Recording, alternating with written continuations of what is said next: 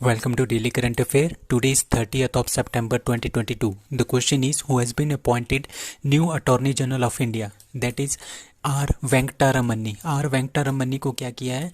New attorney general of India appoint किया गया है बाय सेंट्रल गवर्नमेंट. ठीक है. तो जो ये अटॉर्नी जनरल होता है इसको कौन अपॉइंट करता है? ठीक है. जो प्राइम मिनिस्टर होता है वो क्या करता है, अपनी तरह से एक रिकमेंडेशन देता है कि हमें ये अटॉर्नी जनरल चाहिए. तो फिर वहाँ पे क्या होता है, प्रेसिडेंट को ये अपनी रिकमेंडेशन देता है और जो प्रेसिडेंट है वो उस बंदे को क्या कर देती है, अपॉइंट करती है. तो अटॉर्नी जनरल इस तरह से सेलेक्ट होता है. जो प्रेसिडेंट होगा वही वही इसको क्या करेगा, अपॉइंट भी करेगा और इसको रिमूव भी कौन करेगा, प्रेसिडेंट ऑफ इंडिया. ठीक है. So article number 76 of Indian constitution, उसमें बोला गया है कि यहाँ पे एक अटॉर्नी जनरल होना चाहिए. अटॉर्नी जनरल क्यों होता है? जैसे हमारे पास एक गवर्नमेंट है, ठीक है, अगर इस सपोज करो गवर्नमेंट के ऊपर बहुत सारे केसेस भी होते रहते हैं, तो इन गवर्नमेंट के बिहाफ पे कौन केस लड़ेगा? वो होता है अटॉर्नी जनरल. वो केस लड़ता है गवर्नमेंट के बिहाफ पे कहीं पे भी, सुप्रीम कोर्ट में, हाई कोर्ट में, किसी भी कोर्ट में ये जा सकता है. तो it has no fix tenure, इनका कोई भी फिक्स टेन्योर नहीं होता है. AG is not a part of parliament का ये पार्ट नहीं होता, बट ये पार्लियामेंट में बैठ सकता है. ठीक है. और बट वहाँ पे जो वोटिंग होती है वहाँ पे वोटिंग में ये पार्टिसिपेट नहीं कर सकता, पार्लियामेंट में ये बैठ सकता है. ये पार्लियामेंट का पार्ट भी नहीं होता. ठीक है. तो आर वेंकटरमन्ना इनको क्या किया है, न्यू अटॉर्नी जनरल अपॉइंट किया है. ये बॉर्न हुए थे पौंडीचेरी में. ठीक है. तो अभी कौन है? अभी हमारे पास जनरल के वेणुगोपाल जी हैं. He is the attorney general of India. वो 30 सितंबर, आज ये इनका टेन्योर ख़त्म हो गया और कल से कौन बनेंगे, आर वेंकटरमन्नी हमारे अटॉर्नी जनरल बनेंगे इंडियन गवर्नमेंट के. ठीक है. तो आपने कुछ दिन पहले न्यूज़ सुनी थी कि मुकुल रोहतगी को इन्होंने अप्रोच किया था फिर से. ठीक है. सबसे पहले क्या थे, मुकुल रोहतगी थे. उसके बाद आ गए थे के वेणुगोपाल. अब के वेणुगोपाल की जगह मुकुल रोहतगी को ये अपॉइंट कर रहे थे, पर मुकुल रोहतगी ने मना कर दिया. तो इसकी जगह पे किसको अपॉइंट किया गया, आर वेंकटरमन्नी को. तो के वेणुगोपाल को कौन सक्सीड करेगा, R Venkataramani. Who has been appointed second CDS of India. CDS मतलब चीफ ऑफ डिफेंस स्टाफ. मतलब कि हमारे पास तीन तरह की डिफेंस है, आर्मी, एयरफोर्स और नेवी. ठीक है. इन तीनों के जो चीफ होते हैं वो होते हैं CDS. ठीक है. जो हमारे पास फर्स्ट CDS थे उनका नाम था जनरल बिपिन रावत. अभी कुछ मंथ पहले क्या हुआ, उनका एक हेलीकॉप्टर क्रैश हो गया था नीलगिरी में. नीलगिरी कहाँ पे है, तमिलनाडु के एरिया में. वो ट्रैवल कर रहे थे बाया, ये वाला हेलीकॉप्टर था इंडियन एयरफोर्स का, MI-17 V5 हेलीकॉप्टर में जा रहे थे और उनका क्रैश होके क्या होगी, डेथ हो गई थी. तो उनकी जगह पे किसको अपॉइंट किया है, लेफ्टिनेंट जनरल अनिल चौहान, जो कि रिटायर्ड जनरल है. इनको अपॉइंट किया गया है new chief of defence staff, that is CDS by centre, that is Anil Chauhan. तो ये भी हमारे पास यूके के हैं, उत्तराखंड के. और बिपिन रावत भी कहाँ के थे, उत्तराखंड थे. और ये दोनों थे हमारे पास गोरखा रेजिमेंट के. तो आर्मी स्टाफ के चीफ कौन है, general Manoj Mukund. Naval staff के एडमायरल करमबीर सिंह. और एयर स्टाफ के marshal Rakesh Kumar Singh Bhadauria. Who launched Swachh toycathon. ठीक है. स्वच्छ टाइकाथॉन इसके नाम से पता चल रहा है ये मतलब कि सफाई से रिलेटेड है. तो ministry of housing and urban affairs ने क्या किया है, स्वच्छ टाइकाथॉन जो है लॉन्च किया है. कहाँ पे लॉन्च किया है, माई गवर्नमेंट पोर्टल के ऊपर इन्होंने इसको लॉन्च किया है. और इसकी टूल किट भी रिलीज़ की है. किसने, ministry of home and urban affairs के minister, that is Manoj Joshi ji ने. ठीक है. तो इसका मतलब क्या है, इसका मेन क्या उद्देश्य क्या है, क्या होता है इसमें ऐसा होता है जैसे हमारे पास वेस्ट मटेरियल होता है ना, अगर हम इसको इन्वायरमेंट में ही रखते हैं तो ये पोल्यूशन का काम करते हैं, पोल्यूशन को मतलब कि हमारे इन्वायरमेंट को बिगाड़ते हैं. तो ये इन्वायरमेंट को ना बिगाड़े, वेस्ट टू बेस्ट बनाना है. तो इसके लिए क्या करेंगे, इसका वेस्ट मैनेजमेंट करेंगे और इससे हम कुछ और चीज़ें बनाएंगे, जैसे कि टॉयज़ हो गए या फिर कुछ और चीज़ें होगी वो बनाएंगे. ठीक है. मतलब कि वेस्ट को यूटिलाइज़ करना. ठीक है. तो ministry of housing and urban affairs ने इसको लॉन्च किया है. अंडर द स्कीम कौन सी है, अंडर द स्कीम स्वच्छ अमृत महोत्सव के अंडर इन्होंने इसको लॉन्च किया है. Who won 5th edition of Laver Cup indoor tennis tournament 2022. अभी कुछ दिन पहले हमने पढ़ा था कि जो हमारे पास रोजर फेडरर है टेनिस के प्लेयर, वो लेवर कप वो लास्ट जो उनका टूर्नामेंट होगा इंटरनेशनल टूर्नामेंट, वो उनका लेवर कप होगा। ठीक है, तो लेवर कप वही है। तो इसको किसने जीता है? इसको जीता है, answer is C, answer is C, that is team world. तो टीम वर्ल्ड ने इसको जीता है। इसमें हमारे पास दो ही टीमें होती है, एक टीम वर्ल्ड होती है, एक टीम यूरोप होती है। अब जो टीम यूरोप होती है ना, उसमें जितनी भी यूरोप के टेनिस प्लेयर होंगे, बहुत ही तगड़े तगड़े टेनिस प्लेयर होंगे, वो इसमें टीम यूरोप में आएंगे।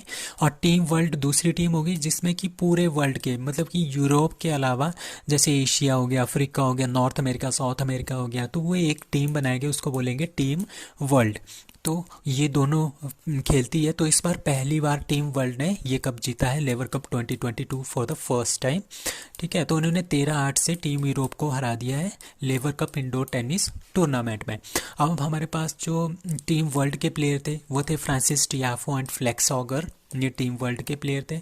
इन्होंने जो डिफीट किया है वो डिफीट किया है स्टेफानोस टी एंड नोवाक जोकोविच, इन दोनों को हराया है टीम, ये टीम यूरोप के दो बंदे थे। अब देखो जो टीम यूरोप है उसमें हमारे पास बहुत ही बड़े बड़े नाम थे, नोवाक जोकोविच, Rafael Nadal, Roger Federer, Andy Murray, ये सारे के सारे टीम यूरोप में थे। और जो दूसरे हैं कम नाम जिनका टेनिस में है, वो सारे हमारे पास किस में थे? टीम वर्ल्ड में थे। बट टीम वर्ल्ड ने फिर भी इनको हरा दिया। सो ऑपरेशन सदर्न रेडीनेस, ठीक है, ऑपरेशन सदर्न रेडीनेस एक ऑपरेशन है। किसने किसने लॉन्च किया है? कंबाइंड मैरीटाइम फोर्सेस ने इसकी लॉन्च किया है। ये एक्सरसाइज कहाँ पे हो रही है? That is Seychelles. तो साइशेल्स में ये वाली जो एक्सरसाइज है, मैरीटाइम फोर्सेस की एक्सरसाइज है, ये साइशेल्स में हो रही है। अभी साइशेल्स है कहाँ पे? ये इंडियन ओशन में आता है। यहाँ जैसे हमारे पास इंडिया है, उसके नीचे हमारे पास मालदीव्स है, मालदीव्स के इस साइड में, ठीक है, इस साइड में हमारे पास क्या आता है? साइशेल्स आता है। जो ये साइशेल्स है ये एक आइलैंड है। ठीक है, तो डी, आंसर डी है, साइशेल्स में हो रहा है। ये 2 वीक की एक्सरसाइज होगी। ये वर्ल्ड की लार्जेस्ट मल्टीनेशनल नेवल पार्टनरशिप है। जो कंबाइंड मैरीटाइम फोर्सेस है वो इसको ऑर्गेनाइज कर रही है। कहाँ पे? साइशेल्स में। इसमें 34 कंट्रीज पार्टिसिपेट करेंगी इंक्लूडिंग इंडिया। और इंडिया की साइड से आईएनएस सुनियाना ये क्या करेगी? इसमें पार्टिसिपेट करेगी। ये किसने बनाया है? गोवा शिपयार्ड लिमिटेड ने इसको बनाया है ना। कुछ और हमारे पास नेवल शिप्स हैं, like Indian naval ship Satpura, इसने पार्टिसिपेट किया था। रिम्पैक जो एक्सरसाइज हुई थी हवाई आइलैंड में, उसमें आईएनएस विक्रांत, ये हमारे पास कोचिन शिपयार्ड लिमिटेड ने इसको बनाया था। ये इंडिया का फर्स्ट इंडिजीनियस एयरक्राफ्ट कैरियर है। आईएनएस तारागिरी हमने कुछ दिन पहले पढ़ा था। ये छोटा जहाज होता है, शिप होता है, समुद्र के अंदर चलाते हैं इसको। It is made by project 17 A, commission from Mumbai. INS तलवार फॉर मिशन संकल्प के लिए इसका यूज़ किया था। आईएनएस तरकश, याद कुछ दिन पहले हमने किया था कि जो ब्राज़ील है, ब्राज़ील में आईएनएस तरकश जाएगा, वहाँ पे इंडियन ट्राई कलर को अनफ्लर करेगा। ठीक है, रियो में, ब्राज़ील की कैपिटल रियो में। कब जाएगा? 15 अगस्त को ये गया था 2022 में। अब प्रेसिडेंट कलर्स अवार्ड, ये काफ़ी इंपॉर्टेंट क्वेश्चन है, ये पूछा भी गया है काफ़ी time in competitive examinations. Like president colours award 2022 is given to INS Valsura.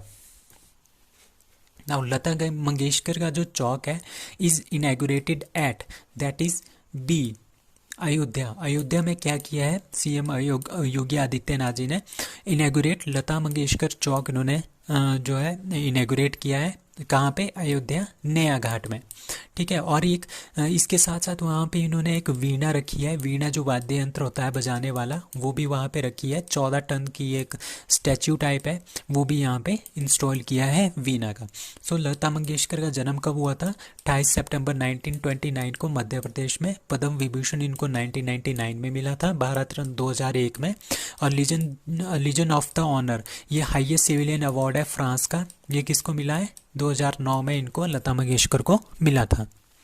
Now who has been named as prime minister of Saudi Arabia? So Saudi Arabia के जो प्राइम मिनिस्टर है वो किसको बनाया गया है? दैट इज़ मोहम्मद बिन सलमान। ठीक है, मोहम्मद बिन सलमान को प्राइम मिनिस्टर बनाया सऊदी अरेबिया का। अब वहाँ के जो किंग है, सऊदी अरेबिया के जो किंग है वो है Salman bin Abdulaziz Al Saud. बेटे हैं, इनके बेटे हैं प्रिंस मोहम्मद बिन सलमान, तो इनको क्या कर दिया है, एज ए प्राइम मिनिस्टर इनको बना दिया है। किसने बनाया है, इनके जो बापूजी हैं सऊदी अरेबिया के king, that is Salman bin Abdulaziz Al Saud, इन्होंने इसको प्राइम मिनिस्टर बना दिया गया है।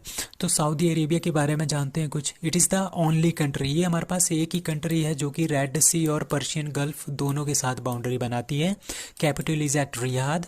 रिलीजियस प्लेसेस इसमें पता ही है सबको, that is Mecca and Medina आपके सऊदी अरेबिया में है। डेजर्ट इन सऊदी अरेबिया, दो टाइप के डेजर्ट हमारे पास सऊदी अरेबिया में है, दैट इज़ रब अल खाली एंड अल नैफुद, ये आपने ध्यान रखने हैं दोनों desert. Now fourth tiger reserve in the state of Uttar Pradesh is to be made in, that is, इसका आंसर है D, that is Ranipur wildlife sanctuary. ठीक है, रानीपुर वाइल्ड लाइफ सेंचुरी में क्या कर रहे हैं, यूपी का चौथा टाइगर रिजर्व जो है ये बन रहा है यहाँ पे। ठीक है, it will be the first tiger reserve इन बुंदेलखंड के एरिया में, ये पहला टाइगर रिजर्व होगा। ठीक है, और ओवरऑल ये फोर्थ टाइगर रिजर्व है उत्तर प्रदेश का। इसके अलावा कहाँ कहाँ पे हमारे पास टाइगर रिजर्व है, that is Amangarh tiger reserve, Dudhwa tiger reserve, Pilibhit tiger reserve and Ranipur tiger reserve, ये यहाँ पे बन रहा है। Now, Operation Octopus is related to CBI, Intelligence Bureau, NIA, ED, and Interpol. So, answer is C. That is NIA or ED. ठीक है, national investigation agency and enforcement directorate, इनका ये क्या है, म्यूचुअल एक ऑपरेशन है, दैट इज ऑक्टोपस। ये किस लिए यूज़ किया है, ये इसीलिए यूज़ किया जो PFI है ना, पॉपुलर फ्रंट ऑफ इंडिया, उनके लोगों को पकड़ने के लिए और उनको बैन करने का इनका ऑपरेशन ऑक्टोपस का इसके ऊपर बहुत ही ज़्यादा क्या है, इनका रोल है। तो ये अभी क्या किया है, जो हमारे पास ये PFI है, अभी कुछ दिन पहले NIA और ED ने एक सूचना निकाली थी इंटेलिजेंस के थ्रू कि जब बिहार में मोदी जी का जो रैली हो रही थी, वहाँ पे अटैक करने के ऊपर, मतलब कि मोदी जी के ऊपर या गवर्नमेंट के ऊपर अटैक करने के लिए PFI ने कुछ षड्यंत्र रचा हुआ था। ठीक है, तो उसके बेस पे क्या कर दिया है, पॉपुलर फ्रंट ऑफ इंडिया जो है उसको 5 साल के लिए क्या कर दिया है, बैन कर दिया है। क्यों, टेरर फंडिंग के चलते, क्योंकि इनको टेररिस्ट से फंडिंग आ रही थी। ठीक है, अलोंग विद PFI के साथ साथ इन्होंने 8 और ऑर्गेनाइजेशन है जो इन्हीं की ऑर्गेनाइजेशन है, like Rehab India Foundation, Campus Front of India, All Indian Imam Council, National Confederation of Human Rights and Organisation, National Women's Front, Junior Front, Empower India Foundation, Rehab Foundation of Kerala has also been banned, ये सारे के सारे ban कर दिए हैं। कितने सालों के लिए, 5 सालों के लिए। अब जो ये सिमी है, कुछ साल पहले हमारे पास क्या आया था, 2001 में एक सिमी ऑर्गेनाइजेशन आया था, उसका नाम था student Islamic movement of India. ठीक है, तो उनको भी इसी के चलते कि इनको टेरर फंडिंग हो रही है, इसी के चलते 2001 में इनको भी बैन किया गया था। तो ये जो सिमी है, इन्हीं की एक ब्रांच है PFI, तो इसको भी अब क्या कर दिया है, बैन कर दिया है for 5 years। What is VSHORADS? It is anti-tank missile, air defense system, satellite of SpaceX, NASA mission to Venus. So answer is A नहीं है, इसका आंसर B है। ठीक है, इसका आंसर है B, that is air defence system. तो ये हमारे पास एयर डिफेंस सिस्टम है, इसका मतलब है that is V for very, SHO का मतलब है शॉर्ट, R का मतलब है range, A for air defence system, मतलब कि very short range air defence system, मतलब कि ये एक तरह का डिवाइस है जिसको हम कहीं पे भी, इसका मतलब होता है ना, ये इसकी एक मेन खासियत ये है कि इसको हम कहीं पे भी ले जा सकते हैं, पोर्टेबल है, ईजिली हम इसको कैरी आउट कर सकते हैं, स्मॉल है साइज़ में। तो इसकी वजह से क्या होता है, इसमें बहुत सारी मिसाइल्स लगी होती हैं। ठीक है, इसमें बहुत सारी मिसाइल्स लगी होती हैं। सपोज करो किसी ने हमारे ऊपर अटैक कर दिया है मिसाइल का, जब तो ये क्या करेगी, यहाँ से ऑटोमेटिकली ये मिसाइल जाएगी और उस मिसाइल को टकरा के उसको ख़त्म कर देगी, हवा में ही उसको ख़त्म कर देगी। ठीक है, तो ये इसको बोलते हैं हम एयर डिफेंस सिस्टम। तो ये शॉर्ट रेंज का है, इसकी रेंज थोड़ी सी शॉर्ट है और इसकी मेन खासियत ये है कि हम इसको पोर्टेबल है, इसको कहीं पर भी ले जा सकते हैं। तो इसको डेवलप किया है DRDO ने।